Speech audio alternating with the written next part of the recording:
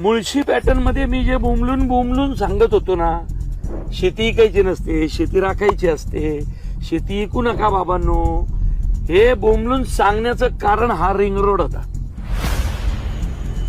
आमच्या लोकांना माहित नव्हतं.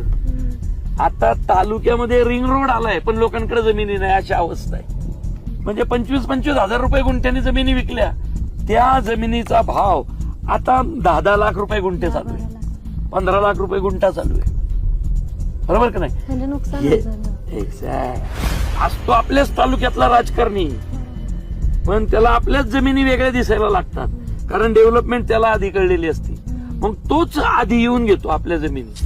आपल्याला वाटतं काय बाबा हा आपल्याला मदत करतोय, बघितलं का, ही माझी पडीक जमीन जिला लाखभर गुंठा पण भाव नाही, ती जमीन मला साहेब 3 लाख रुपये देत आहेत. अरे पण साहेब त्याच्यावर 30 लाख कमावणार रे अजून 5 वर्षांनी, हे त्यांच्या लक्षात येत नाही.